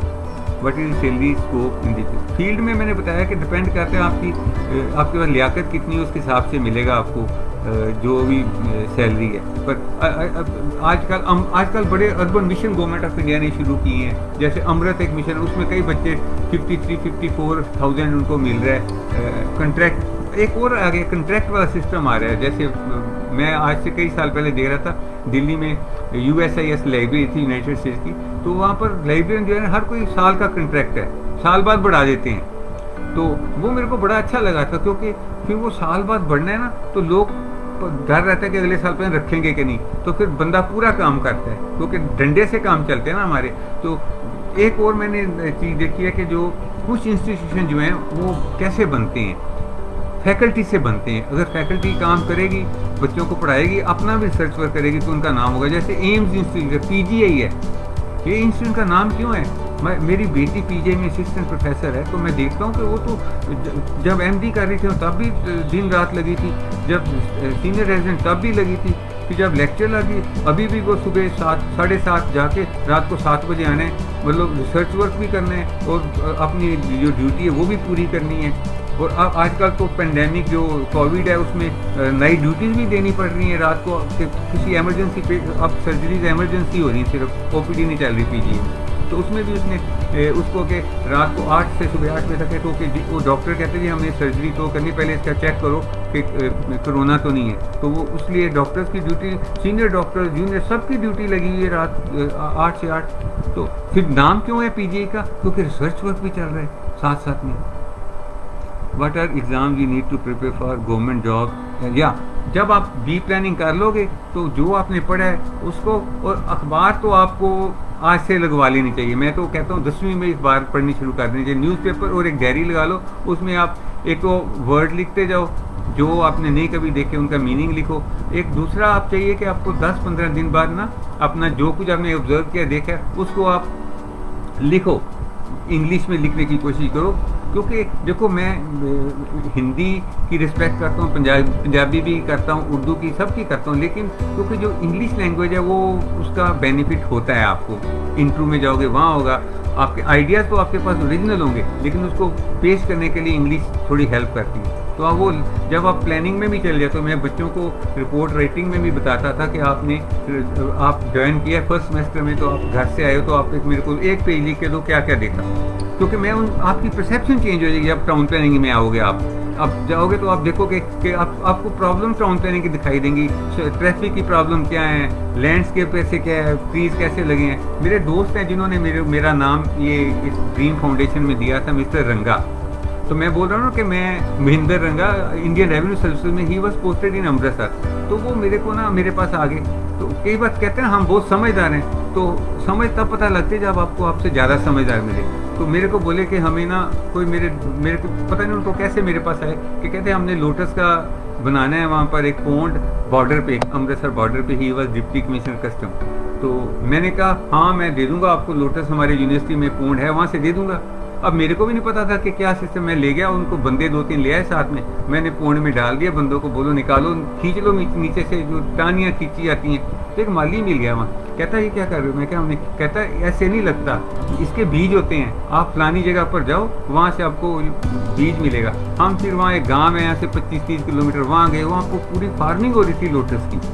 तो लोटस एक ऐसी चीज़ है, उसकी जो जड़ होती है वो पैं होती है, पैं आपने देखा होगा, मोरियों वाला सब्जी बनती जिसकी, उसका सब कुछ बिक जाता है। तो फिर हम वहाँ से वो लेके आए, वहाँ लगाए। तो जब हम आ रहे थे ना, तो मिस्टर रंगा ने, मेरे को याद है, बाईपास पे बोले ऐसे है कि लैंडस्केप ऐसे होनी चाहिए कि जो भी मौसम हो ना कलरफुल होनी चाहिए, ये नहीं कि सारे पीले ही हो जाओ।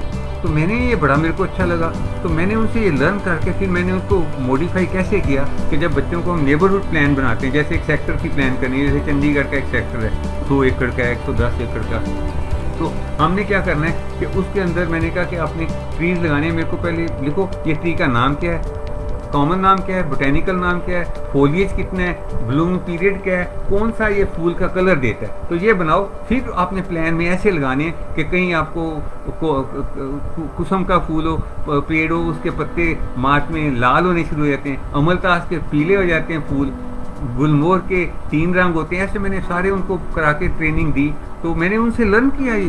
तो ये आप, मैं तो कॉबलर से, मोची से भी लर्न कर लेता हूँ, जो कॉबलर है ना उससे भी लर्न कर सकते हो, लेबरर से लर्न कर सकते हो। हम तो लर्न करने वाले हैं, करना चाहिए, करने वाला हो तो कर सकते हैं। व्हाट आर द एग्ज़ाम, तो एग्ज़ाम मैंने बताया कि आप अपनी तैयारी जब शुरू करते हो पढ़ाई तब से शुरू कर लो, जो आप पढ़ रहे हो उसके नोट्स अपने पास रखो, उनको अपडेट करते रहो, इंटरनेट है उस पर भी देखते रहो। What type of planning is perform in this subject. Physical planning बोलते हैं, special planning, which stream we shall up to become a town plan. आपने अगर 12वीं तक, आपने 11वीं 12वीं में आपने +2 में मैथ इंग्लिश आपके पास है तो आप बन सकते हो। पहले sir PCME, physics chemistry mathematics English, तो ये काफ़ी जैसे चेंज हो गया कि मैथ्स और इंग्लिश हो तो आप, और इसमें इतना मैथ नहीं होता, इसमें तो बस आपको कोई इतनी टफ चीज़ नहीं है, ये लेबोरियस बहुत है, टफ नहीं है, क्रिएटिव है। फिर है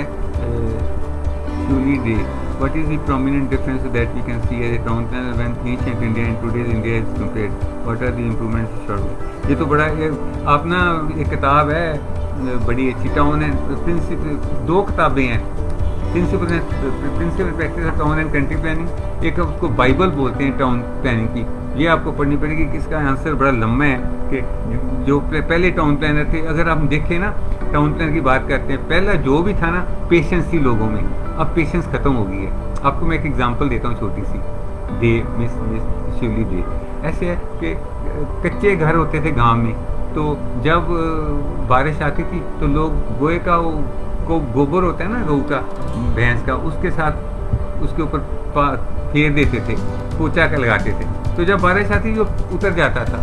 तो अब गांव में भी पक्के घर बन गए हैं कंक्रीट के, तो लोगों के दिल भी कच्चे थे, ऐसे सॉफ्ट थे कि किसी का दुख हुआ वो उसके साथ मिल जाते थे, हेल्प करते थे। अब लोगों के दिल भी ऐसे ही बन गए हैं, पत्थर जैसे। तो अगर हम टाउन प्लानर की बात करें तो वैल्यूज़ तो ओवरऑल ही इवेपोरेट हो रही सोसाइटी में। हम तो बच्चों को कहते हैं भी आपने पढ़ के और सोसाइटी के लिए काम करना है, करप्शन नहीं करनी, लेकिन हम देखते हैं कि सिस्टम ही ऐसा है कि कई बच्चे मेरे को मिलते हैं, सर क्या करें, फलाना ऑफिसर हमसे ऐसे पैसे मांगता है, हम कहाँ से दें, फिर हमें लेने पड़ते हैं, देते हैं, फिर हम उनको देते हैं, और डरते भी हैं कि विजिलेंस पकड़ लेगी। तो ये तो सिस्टम है। मेरा ख्याल प्लानर्स अभी भी बड़े अच्छे प्लानर्स हैं, ऑनेस्ट भी हैं, लेकिन सिस्टम को ठीक करने के लिए हमें सबको ठीक होना पड़ेगा कि स्कूल लेवल से, घर से शुरू होती है वैल्यूज़। तो सोशियोलॉजी में जो होता है ना, प्राइमरी ग्रुप हाउस होता है घर से, और दूसरा होता है वो जो स्कूल, वहाँ से शुरू करना पड़ेगा। और लेकिन अगर हम देखें तो अब नए सिटीज़ बन रहे हैं, पॉलिटिकल इंटरफेरेंस जो है वो भी होनी कम चाहिए, उसको कैसे कम करना है, ये आपका अगर स्टेचर बड़ा होगा तो आप बोल सकते हो मिनिस्टर के आगे, नहीं तो आप बोल ही नहीं सकते। मैं तो कई प्रोजेक्ट किए हैं, मेरे को किसी ने बोला, ऑफिसर ने, कि भी आपको मैंने फलाने ऑफिसर पॉलिटिशियन को मिलाना है, आप उसके बल्ले बल्ले कर रहे हैं। मैं कहा सॉरी, मैं तो उसके बरखिलाफ, मेरी तो 40 मिनट की ऑडियो पड़ी हुई है न्यूज़ एक्ट रेडियो 84 के ऊपर, तो मैं कैसे कह दूंगा। तो आपको बोल्ड होना पड़ेगा, उसके लिए नुकसान भी उठाने पड़ते हैं। Ganesh Kumar, sir, many cities in India got flooded. Yes, just in few hours of rain. Is it because of the bad planning? Yeah, this is very important. देखो अमृतसर में हेरिटेज स्ट्रीट बनी है, तो जब ये एक्चुअली हमारे ना अडहॉकिज्म है, कंप्रीहेंसिव प्लानिंग नहीं है। अमृतसर में स्मार्ट सिटी है तो मास्टर प्लान का कोई पता ही नहीं किसी को, जो प्रोजेक्ट है वो बना रही है, उनका आपस में है नहीं लिंक। और जो स्मार्ट सिटी में जो लोग काम कर रहे हैं वो सारे, किसी का पैशन नहीं है, मैकेनिकल काम कर रहे हैं। मैं वो रिपोर्ट देखता था, उसमें नुक्स निकालता था, गलतियाँ निकालता, तो मेरे को पसंद नहीं करने लगे। तो इसके लिए तो जो कंप्रीहेंसिव अप्रोच चाहिए, जो भी करना है, ये नहीं कि आपने एक काम किया उसका, जैसे ट्रैफिक की प्रॉब्लम है, ट्रैफिक वाले अपने आप ही कर देते, एक जगह ट्रैफिक 1 वे कर दिया, उसका इफेक्ट दूसरी जगह पड़ जाएगा। तो प्लानर जो होता है उसको तो चाहिए कि कंप्रीहेंसिव करे, सबसे पहले वाटर, जब चंडीगढ़ काजबूजर ने प्लान किया तो उसने देखा कि क्या खाली जगह थी, तो पानी की प्रॉब्लम लग रही थी उसको कि वाटर की प्रॉब्लम है, लेकिन ये इसमें कई डिसीजन कई लेने में कई चीज़ें आ जाती हैं, लेकिन ये बैड प्लानिंग होती है। आप ड्रेनेज सिस्टम प्रॉपर नहीं करोगे तो फ्लडेड होगा ही होगा। एक और कारण है, पंजाब में भी एक बार काफ़ी फ्लड आए थे, पटियाला के सारे जो थापर रेंज वो भी काफ़ी डूब गया था। कि पहले होते थे जो वाटर बॉडीज थी, चैनल्स जिनको चो भी कहते हैं पंजाबी में, तो वो आप हमने बंद कर दिए, रेजिडेंशियल कॉलोनियाँ बना दी, तो पानी ने तो निकल नहीं है। अब वो पीछे से पानी आएगा वो फिर महलों में ही आएगा ना, बीच में आएगा। और दूसरा आपका ड्रेनेज सिस्टम नहीं है हमारा। ये ड्रेनेज सिस्टम के ऊपर ये भी पढ़ाते हैं, यूटिलिटीज़ का पेपर टाउन प्लानिंग में होता है कि उसमें कि स्टॉर्म वाटर अलग और सीवेज अलग, हमारा कंबाइंड है ज़्यादातर, जिस करके वो ज़्यादा फ्लडिंग की प्रॉब्लम आती है। और दूसरा जब वो उनमें ना लोग डालते नहीं हैं अपना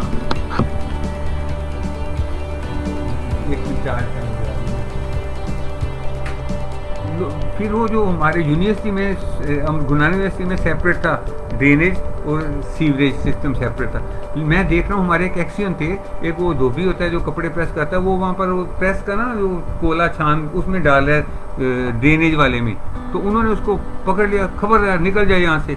तो वो मेरे को बड़ा अच्छा लगा, मिस्टर कपूर से उस वक्त एक्सियन, तो मेरे को बड़ा अच्छा लगा। मैंने तो अब मैं देखता हूँ कि वो पत्ते भी उसके अंदर चले, ट्रीज बड़े लैंडस्केप हुई है उसके अंदर चले गए, कोई किसी को रोकता नहीं है। वो जो स्वीपर है वो भी इकट्ठे कर करके जो बीच चले गए, वो फिर बंद हो जाता है जब बरसात आती है। यूनिवर्सिटी कैंपस 500 एकड़ में है, ब्यूटीफुल कैंपस, तो वहाँ भी पानी अगर ज़्यादा बारिश है तो इकट्ठा हो जाता है। तो ये तो समझ की बात है, मेंटेनेंस भी बड़ी इंपॉर्टेंट है।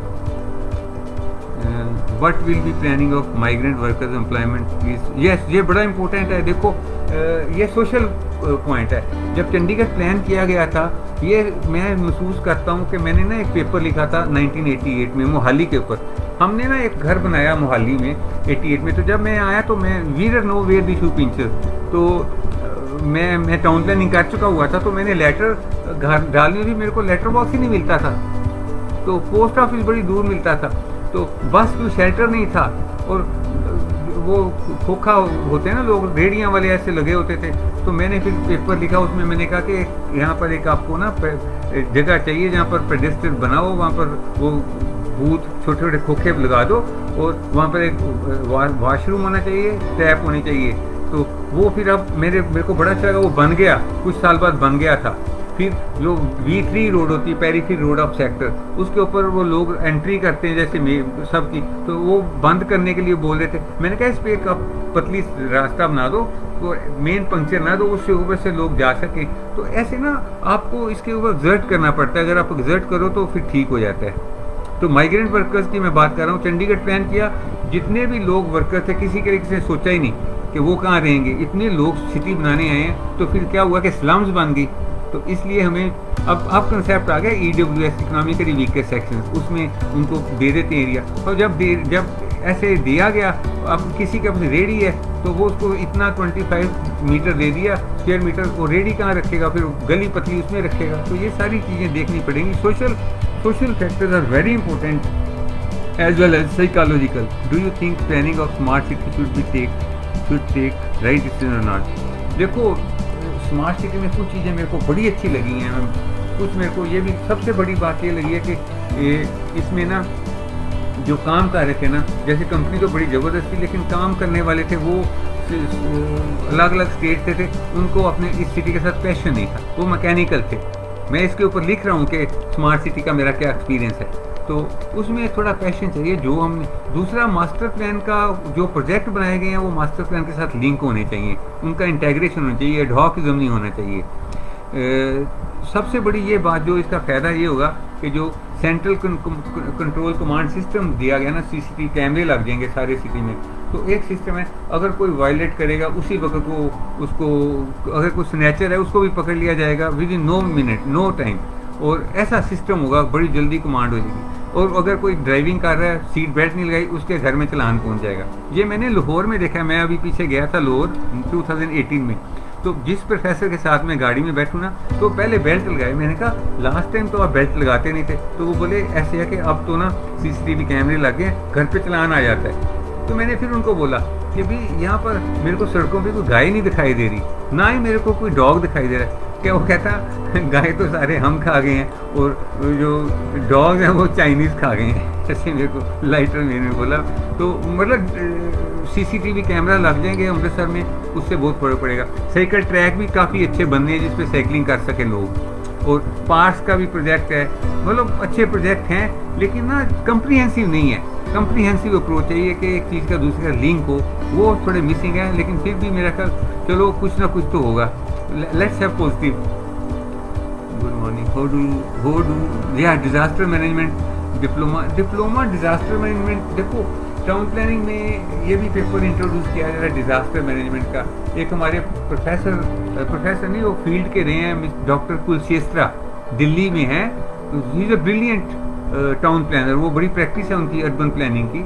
तो उन्होंने डिज़ास्टर मैनेजमेंट पे बड़ा अच्छा एक पेपर भी लिखा था, इंस्टीट्यूट ऑफ टाउन प्लानर के जर्नल में छपा हुआ है कि अगर कोई अर्थक्वेक आ जाए तो प्लानिंग कैसी हो कि उसको बचाने के लिए गाड़ियाँ अंदर जा सकें आ सकें। जैसे आप पुराने शहर देखो जिनकी स्ट्रीट्स बहुत पतली नैरो थी, तो वहाँ पर तो डोंकीज के ऊपर वो लेके जाते थे सामान जो भी लेके जाने, लेकिन फिर भी वहाँ पर जो फायर के हिसाब से जो ना उन्होंने वो लगे हुए हैं हाइड्रेंट्स, फायर हाइड्रेंट्स जो जिनमें पानी की सप्लाई तेज होती है, तो वो काफ़ी अंदर तक लगे हुए हैं। और sir Mumbai with 42% slum, India में 45% स्लम में रह रहे हैं। What plan can we. देखो इसके लिए तो हमें ना, जैसे चाइना में क्या किया था कि हमारे एक प्रोफेसर वाइस चांसलर रहे हैं, बड़े लर्नर्ड एंड डॉक्टर जोल, he is 93 year old, still working very hard, central university के वाइस चांसलर हैं। उन्होंने एक लेक्चर दिया था, वो कहते कि चाइना में अगर किसी को जॉब भी मिल गई ना, वो जा रहा है सिटी में, तो पहले कहेंगे रहना कहीं दिखाओ है जगह, नहीं तो जाओ बाहर। हमें कुछ स्ट्रॉन्ग डिसीजन लेने पड़ेंगे तो फिर ही होगा, और पॉपुलेशन कंट्रोल करना पड़ेगा तो ठीक होगा। अदरवाइज तो ये स्लम्स तो 10 साल जो लोग जो बच्चा स्लम में जमा उसका क्या कसूर है बेचारे का। तो उसके लिए अब जो NGOs हैं बहुत काम कर रही हैं, वो तो उनको हेल्प कर रही है ना, एजुकेट करने के लिए भी कर रही हैं, लेकिन इसके लिए गवर्नमेंट को कोई पॉलिसी बनानी पड़ेगी जो जिससे पॉपुलेशन को कंट्रोल किया जा सके। यस सर, टाउन प्लानर्स और गवर्नमेंट वर्कर्स और प्राइवेट बोथ। टाउन प्लानर्स सरकारी भी हैं, गवर्नमेंट के भी हैं, मैंने आपको बता दी है, पहले ही बता दी है। How many planning have you done, how many plannings have you done so far. I have done master of urban and regional planning, बस उसके बाद मैंने कंजर्वेशन की है। तो वो बाकी तो मैंने क्योंकि टीचिंग में था बच्चों को सारे redevelopment project, special area project, fun city, ये सारे प्रोजेक्ट कराए हैं, मास्टर प्लान, रीजनल प्लान, सब एक्सरसाइज कराई हैं। How many planning have you done, great work sir. हाँ, तो मेरा ख्याल ये मैं बता रहा हूँ कि मेरे को 18 अवार्ड मिले। मैंने कभी अवार्ड की इच्छा नहीं की थी। स्टेट अवार्ड भी मिला है, डिस्ट्रिक्ट अवार्ड 2 बार मिले हैं, बेस्ट टीचर अवार्ड मिला है, बेस्ट पेपर अवार्ड मिला है। मैंने शुरू किया था जो मांगे ठाकुर अपने से सोई सोई देवे। तो कंक्लूड भी ऐसे ही करूँगा कि मैं विश्वास उस परमात्मा में करता हूँ। तो मैं दिल्ली इंडियन बिल्डिंग्स कांग्रेस थी, तो मैंने वहाँ एक पेपर भेजा। तो वो पेपर मैंने लिखा था technical education some basic issues. तो वो पेपर मैंने ऐसे लिखा था कि जब बी प्लानिंग शुरू हुई ना, तो AICT है all India council of technical education, उन्होंने बोला कि 40 सीट रखनी है। अब हमने 20 कर दी हैं, लेकिन बढ़ा सकते हैं अपने पास। 40 सीट रख दी। तो मैंने देखा कि बच्चे आ रहे हैं। पहले जब हम पढ़ते थे मास्टर्स में, तो ड्राइंग टेबल था ना, वो था, उसका साइज था 8x6, बहुत बड़ा था। तो क्योंकि हम शीट लगाते थे पूरी इसके ऊपर, तो जब अब बच्चे 40 बच्चे आए, वो तो 40 टेबल आ ही नहीं सकते वहाँ पर। तो मैंने ऐसे लिखा कि जब आपने कोई कोर्स इन्वेंट करना है, पहले आप विजिट करो, देखो कि इंफ्रास्ट्रक्चर क्या है, कैसे है। ऐसे मैंने पेपर लिखा, टीचर चीटर स्पेलिंग सेम। तो मैं वहाँ कॉन्फ्रेंस में पेपर पढ़ा, तो जो पिछले साल वाले थे ना, उनको अवार्ड मिल रहे थे, बेस्ट पेपर अवार्ड। तो मेरे मन में आया कि अगली बार मैं अच्छा पेपर लिखूँगा तो मेरे को भी अवार्ड मिलेगा। तो अगली बार जब आया, उनका आ जाता है नोटिस भी, आप अर्थक्वेक के ऊपर कॉन्फ्रेंस है, लेकिन अर्थक्वेक के ऊपर मैं क्या लिखूँगा, क्योंकि मेरा टाउन प्लानिंग में इतना नहीं, रोल बहुत काम है। तो मैंने ना एक आर्किटेक्ट टीचर था, उसके साथ बात की, तो हमने आर्किटेक्ट लिख के भेज दिया। मैंने कहा चलो उसके साथ एक इंजीनियर, एक आर्किटेक्ट में तीनों मिल के लिखेंगे। तो भेज दिया। तो अभी कुछ दिन हुए थे, तो मेरे को पिछले साल का पेपर था, उसका बेस्ट पेपर अवार्ड की मेरे को मेल आ गई, चिट्ठी आ गई, लेटर आई कि आपको आपके पेपर के बेस्ट पेपर अवार्ड मिल रहा है। तो मेरे को बड़ा अच्छा लगा। मैं कहा मैंने सोचा था तो देखो मिल गया। और Indian society for technical education है ISTE, तो उन्होंने मेरे को बेस्ट टीचर अवार्ड दिया है। रोटरी वालों ने अमृतसर में जितने मैंने बहुत लेक्चर दिए, पब्लिक लेक्चर होते हैं ना, जैसे कि ट्रैफिक के ऊपर और हेरिटेज के ऊपर, मैंने PPT बनाई हुई है। मेरे पास इतनी स्लाइड्स हैं कि आप सोच नहीं सकते, भरा हुए 2 कंप्यूटर बड़े हैं। पहले स्लाइड होती थी, अब तो CDs है ना, CD भी ख़त्म हुई, सीडियाँ बड़ी पड़ी हैं। अब तो सॉफ्ट कॉपीज़ हैं सारी, उसमें पेन ड्राइव में, हार्ड ड्राइव में रखी हुई हैं। तो जो भी कहता है मैं लेक्चर दे देता हूँ। ये मैं इसके थ्रू जो शशि ड्रीम फाउंडेशन है, इसके थ्रू जब अगर ज़रूरत पड़ेगी तो मैं वो लेक्चर भी दूंगा। वैल्यूज़ के ऊपर भी लेक्चर बनाया हुआ है तो दूंगा मैं। तो ऑल दी बेस्ट, मेरा ख्याल I convey my best wishes to you. हाँ, आपने सारे स्ट्रीम देखने हैं, जो आपको ठीक लगता है उसमें जाइए और मेहनत करिए। मेहनत का कोई अल्टरनेटिव नहीं। Once you will work hard you will get definitely. मैं आपको अपनी एग्जांपल देता हूँ। मैं तो देसी सा बंदा था, टाट वाले स्कूल में पढ़ा हुआ था और मैं इंग्लैंड में भी पढ़ के आया हूँ और थीसिस मेरा इंग्लैंड का भी बड़ा अच्छा हुआ था। और मेरा जो डायरेक्टर इंडिया में आया तो उसने मेरा थीसिस चंडीगढ़ में एडमिनिस्ट्रेशन को उसका इंटरव्यू लेक्चर था, तो वहाँ पर उन्होंने बोला कि this thesis should be considered as a blueprint for conservation of heritage of Amritsar. तो मैं अब देखता हूँ जो मैं क्या मेरे थीसिस में लिखा है वो आज प्रैक्टिकली हो रहा है। आप न्यूज़ पे जाके मेरा नाम लिखो, बलविंदर, BALVINDER, बलविंदर हेरिटेज, आपको मेरे पेपर मिल जाएंगे, न्यूज़ मिल जाएगी। आई एम बोल्ड, मैं बोल देता हूँ। बलविंदर में मैं फिर बोलूँगा BALV, V को डालता हूँ, W को नहीं डालता। आप अपने आप को बोलो why it is so what. वैसे मैं बता देता हूँ कि मैं जब भी कोई मिलता है मैं कहता हूँ मैं V को डालता हूँ, W को नहीं डालता। वो कहता है V फॉर विक्ट्री, मैं कहा नहीं, V पतला होता है, W मोटा होता है, तो मैं V इसलिए मैं पतला हूँ। Thank you very much, hope you enjoyed and you have got my number. आपके पास मेरा नंबर ले लेना, इनसे ड्रीम फाउंडेशन पे मेरी सारा आ गया है, ईमेल भी है, व्हाट्सएप है। आप किसी को भी कोई इंक्वायरी है any time you can call me, always welcome. मेरे को अभी भी फ़ोन आते हैं, कई बार मैं रिटायर हो चुका हूँ, 16 दिसंबर में रिटायर हुआ था। फ़ोन आ जाता है कई बार कहीं दूर दूर से, तो मैं ये नहीं कहते जी school of planning, Guru Ramdas school of planning, मैं बोलता हूँ बताओ जी, ये नहीं मैं कहता नहीं जी मैं रिटायर हो गया हूँ आप फ़ोन करो। मैं कहता हाँ बताओ, अगर मैं उनकी क्वेरी दे सकता हूँ बता देता हूँ, नहीं तो मैं उनको वहाँ का नंबर दे देता हूँ, तो वहाँ से वो पूछ लेते हैं। Thank you very much. I am again convey my thanks to Shashi Dream Foundation and a special thanks to Mr. Harshal and Mr. Mahendra Ranga जी, जिन्होंने मेरे को इसके लिए काबिल समझा और बच्चों के साथ शेयर करने के लिए। Thank you very much.